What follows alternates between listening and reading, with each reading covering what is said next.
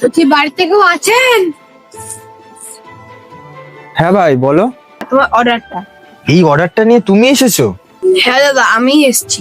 কিন্তু আমি যার সাথে কথা বলেছিলাম সে তো একটা বড় মানুষ ছিল। আমি তো তাকে বাড়ির পুরো অ্যাড্রেসটাও ভালো করে জানিয়ে দিয়েছিলাম। হ্যাঁ দাদা, তুমি ঠিকই বলেছো। ও আমার বড় দাদা হয়। আচ্ছা, তা তোমার বর্দা আসলো না কেন? বড়দা অন্য বাড়িতে অর্ডার দিতে গেছে, আর তোমার বাড়িতে আমাকে পাঠিয়েছে। এই দাদা তো বড় আজব মানুষ, বাচ্চা ছেলেটাকে দিয়ে কাজ করাচ্ছে।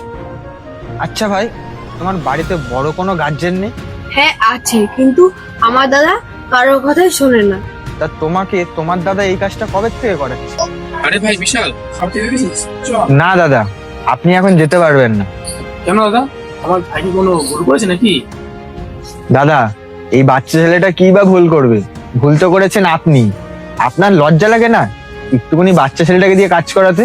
দেখুন দাদা, আপনার মনে হয় কোনো জায়গায় ভুল হচ্ছে। আমি যা করছি আমার ভাইয়ের ভালোর জন্যই করছি, যাতে ওর ভবিষ্যৎটা উজ্জ্বল হয়। যদি আপনার ভাইয়ের ভবিষ্যৎ উজ্জ্বল করাতেই হয়, তাহলে ওকে এরকম ভাবে কাজ করিও না।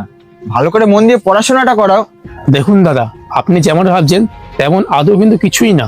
আমি সবই বুঝতে পারছি দাদা, যে আপনি কেমন ধরনের মানুষ। আর আমি এটাও জানি যে বাচ্চাটাকে দিয়ে খাটিয়ে ওর উপার্জন করা টাকাটা দিয়ে আপনি বসে বসে খাবেন। আপনি একটু দাঁড়ান, আমি পুলিশকে ফোন করছি। দাদা আমার কথাটা শুনুন। আরে দাদা, আরে এবার যা কিছু বলার না পুলিশের সামনে এসেই বলবেন। দাদা, আমার ভাই একটা চোর।